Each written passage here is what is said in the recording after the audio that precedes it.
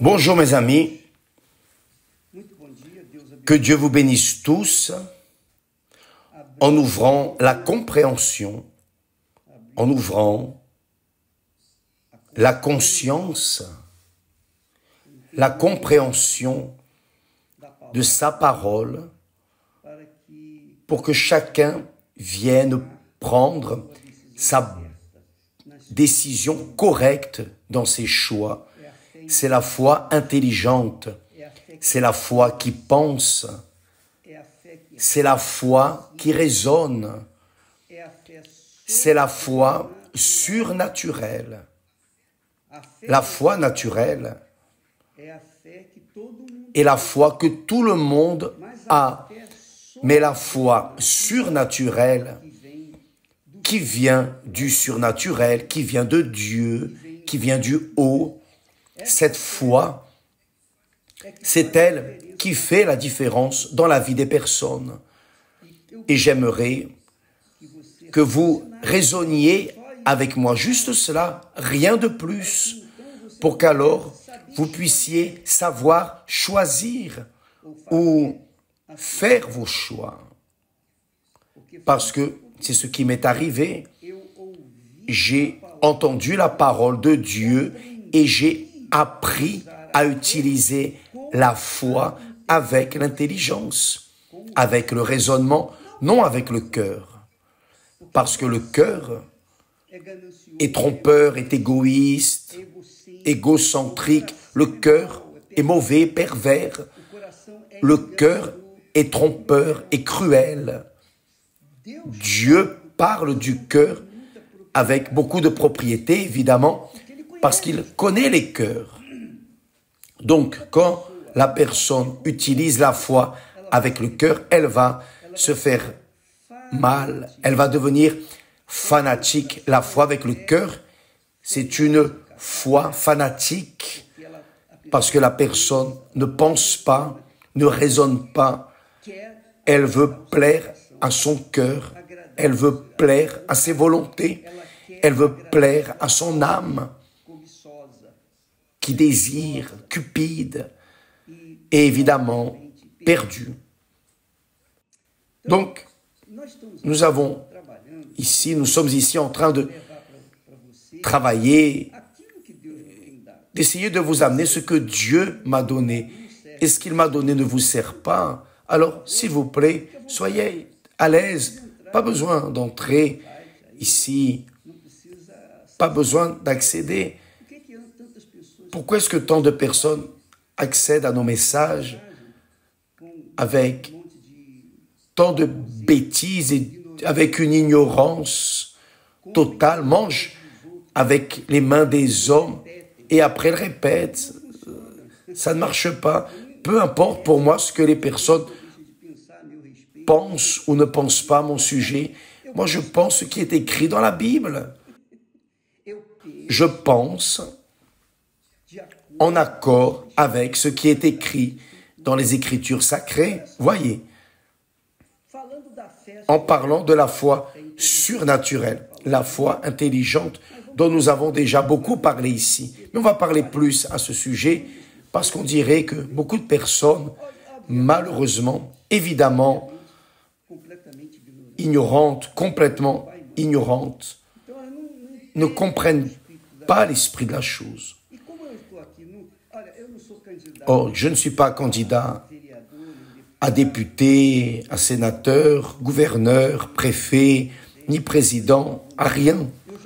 J'ai déjà été élu. Dieu m'a déjà élu. Je suis fils de Dieu. J'ai été élu fils de Dieu. Et comme tel, je veux plaire à mon Père. Je veux parler de ce que mon Père me donne. Et qui veut, grâce à Dieu, il reçoit gratuitement. Qui ne veut pas, patience, qu'il parte, qu'il disparaisse. Que puis-je faire? Même Jésus n'a pas plu à tout le monde, bien moins moi, imaginez. Voyez bien. Il y a des personnes qui disent, évêque, vous êtes contre ou pour l'avortement? Je suis en faveur de ce qui est écrit dans la parole de Dieu. Je suis en faveur de ce qui est écrit dans la Bible. Voyez, La Bible dit qu'aux hommes, il est réservé de mourir une seule fois. Après quoi vient le jugement. C'est-à-dire, après la mort vient le jugement.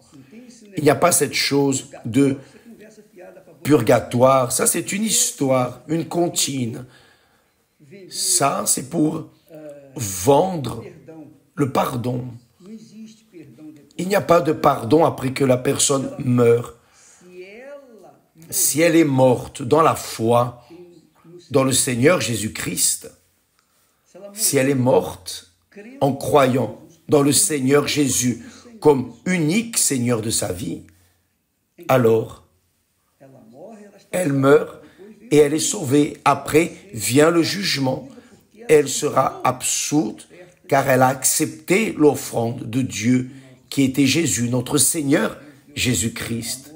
Dieu a tant aimé le monde qu'il a donné son Fils, il a offert son Fils, afin que celui qui croit en lui, évidemment, celui qui meurt en croyant dans le Seigneur Jésus-Christ, non en croyant dans la religion, dans les hommes, dans les saints, dans les esprits, non croyant dans les entités, non croyant seulement, exclusivement dans le Seigneur Jésus.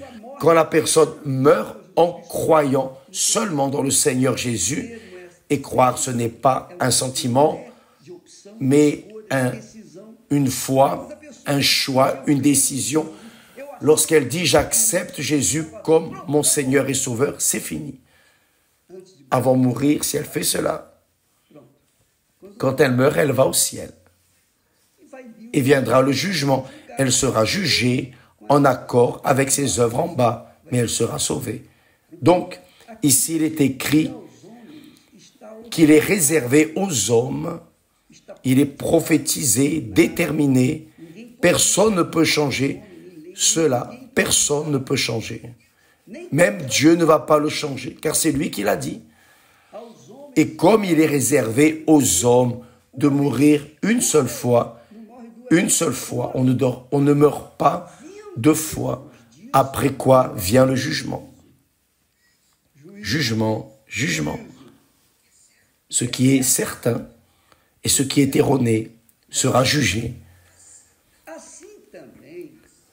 De même, Christ, notre Seigneur Jésus-Christ, qui s'est offert une seule fois pour porter les péchés de beaucoup d'hommes, malheureusement, pas tous, car tous ne veulent pas, la majorité, malheureusement, ne veut pas, mais du beaucoup qui acceptent Jésus comme Seigneur et Sauveur, Jésus s'est offert et il va revenir. Il apparaîtra une deuxième fois, sans péché. Sans péché. Il est mort en portant le péché des beaucoup qui l'ont accepté, qui l'acceptent. Il est mort ainsi, portant les péchés de tous ceux qui l'acceptent comme Seigneur et Sauveur. Donc, la deuxième fois, il apparaîtra sans péché, parfait, complètement libre pour chercher son Église, ceux qui croient en lui. Donc, il dit, de même Christ qui s'est offert une fois pour porter les péchés de beaucoup d'hommes, apparaîtra sans péché une seconde fois à ceux qui l'attendent pour le salut.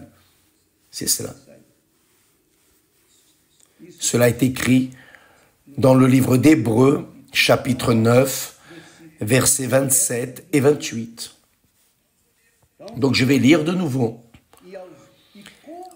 Et comme il est réservé aux hommes de mourir une seule fois, après quoi vient le jugement, de même Christ, qui s'est offert une seule fois pour porter les péchés de beaucoup d'hommes, apparaîtra sans péché une seconde fois à ceux qui l'attendent pour le salut. Maintenant, nous allons parler de l'avortement. Les personnes sont préoccupées avec le fœtus qui est dans le ventre de la mère. Ah, on va sauver le fœtus. Il n'y aura pas d'avortement, il ne peut pas y avoir d'avortement. D'accord, c'est correct, je suis d'accord. Je suis d'accord avec vous. Il ne doit pas y avoir d'avortement. Je ne suis pas en faveur de l'avortement, je suis en faveur de la vie. Mais entre sauver un fœtus et la mère du fœtus qui est vivante, qui est une personne, qui est un être humain, qui est une âme formée entre le salut du fœtus et de la mère, il est évident que je vais opter pour la mère. Donc, si Esther était enceinte, faites attention, et que cela allait porter préjudice à sa santé, alors non, j'allais éliminer le fœtus, je ne veux pas perdre mon épouse, ma compagne, je ne vais pas la perdre à cause d'un fœtus, dont je ne sais pas s'il vivra, naîtra vivant ou mort, bien ou mal. Et si elle meurt et qu'elle laisse l'enfant naître, qui va prendre soin de l'enfant? Les êtres chers, donc l'enfant n'aura pas de mère, il aura un père mais n'aura pas de mère, et la figure de la mère est essentielle pour l'enfant. Et c'est la raison pour laquelle, entre le fœtus, la vie du fœtus et la vie de la mère, je suis en faveur de la mère. Je suis en faveur de la mère, du salut, de la vie de la mère, car la mère est une âme. Si la mère n'est pas sauvée, elle peut encore être sauvée. Le fœtus, non. Le fœtus, la personne, l'enfant, mourant, le fœtus, ce n'est pas un enfant, c'est une formation. Une formation. Ce n'est pas l'enfant, c'est le fœtus qui deviendra l'enfant. Ce fœtus est déjà sauvé. Le fœtus est déjà sauvé. L'enfant, quand il meurt, est sauvé. Tous les enfants qui meurent, tous, les enfants innocents sont automatiquement sauvés. Mais la mère, pas toujours, normalement non. Donc, entre sauver un fœtus qui est déjà sauvé, ou la mère qui n'est pas encore sauvée, et même si elle était sauvée, moi, comme époux, je ne laisserai pas, je ne voudrais pas perdre mon épouse, je ne voudrais pas perdre ma compagne. Avez-vous compris, mes amis? Avez-vous compris? Avez-vous compris? Ou utilisez-vous seulement le cœur? Je vois les personnes très préoccupées avec le fœtus.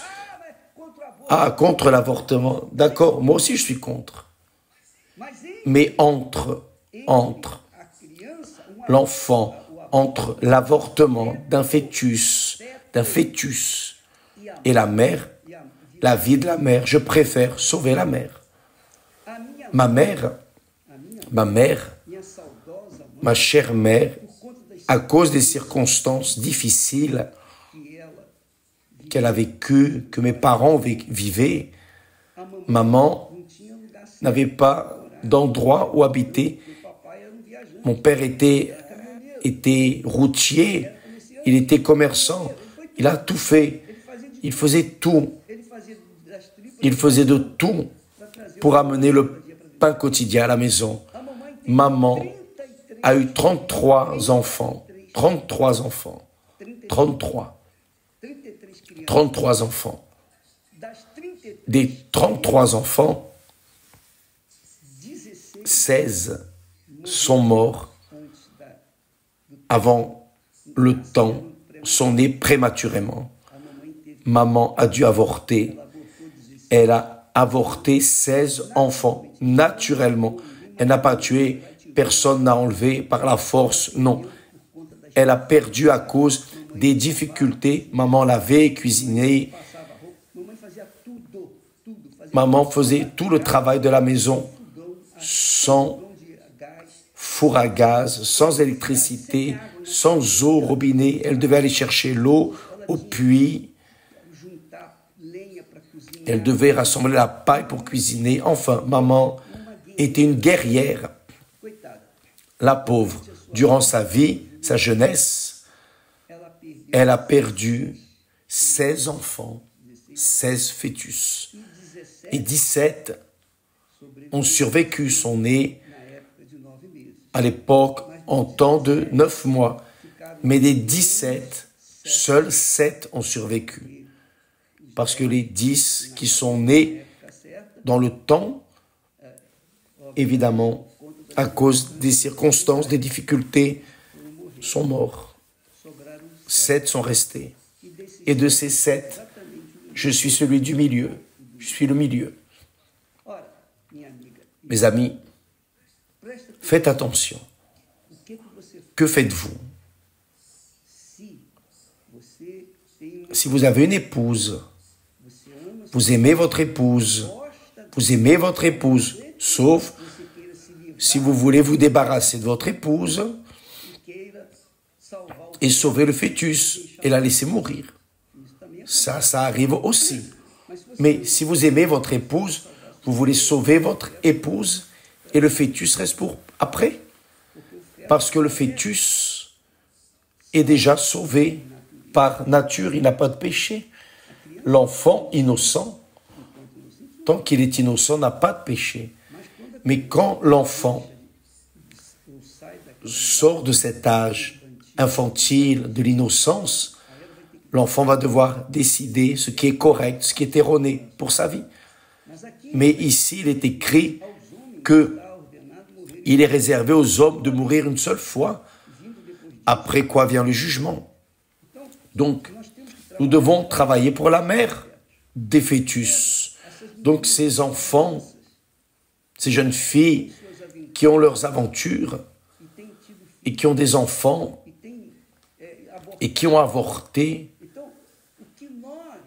ce pourquoi nous luttons, ce en quoi nous pensons, ce que nous raisonnons, c'est que plutôt que les enfants qui restent enceintes et qui vont dans les fonds des jardins faire l'avortement, au lieu de ça, pourquoi est-ce que le gouvernement ne donne-t-il pas d'attention à ces enfants qui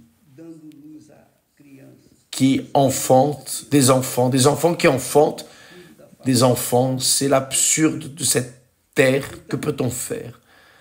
Donc, vous pouvez imaginer que beaucoup d'enfants, beaucoup de jeunes filles, beaucoup de femmes aussi, qui ne peuvent pas aller à l'hôpital faire un avortement à cause des lois, n'ont pas les conditions d'élever, elles veulent se défaire de cette mésaventure, alors elles courent le risque de perdre la vie dans le fond d'un jardin pouvant être sauvé dans un hôpital public. Donc, mes chers amis, ça c'est ma position. Je suis en faveur de la vie.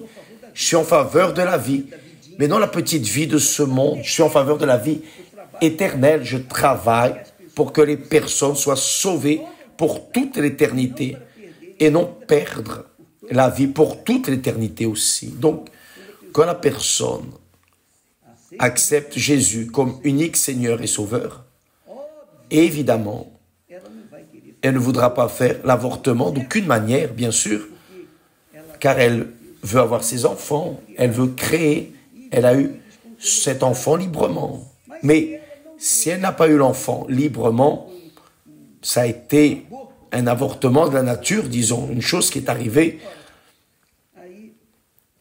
Alors, elle doit opter. Pourquoi? Parce que, malheureusement, notre société, injuste et cruelle, mauvaise, perverse, se préoccupe peu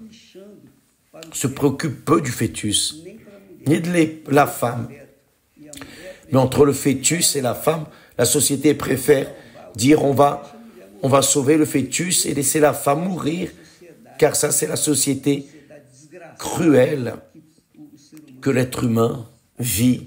La société du diable, de l'enfer, c'est la réalité dont je suis en faveur du salut de la femme, de ces enfants qui enfantent des enfants. Au lieu d'avoir une poupée dans les bras, elles amènent une poupée véritable, une personne, une âme qui un jour devra décider entre la vie éternelle ou la mort éternelle. Avez-vous compris? Donc, là est l'explication. Qui aime, qui n'aime pas patience. C'est mon opinion. Que Dieu vous bénisse tous. N'oubliez pas, il est réservé aux hommes de mourir une seule fois, mourir une fois. Après quoi vient le jugement. Il n'y a pas de prière, de messe. Il n'y a rien qui puisse changer la situation de l'âme après que la personne meurt. Rien. Le destin est défini. Si elle va au ciel, grâce à Dieu. Si elle va en enfer, on ne peut plus rien faire. Que Dieu vous bénisse tous et à demain au nom du Seigneur Jésus.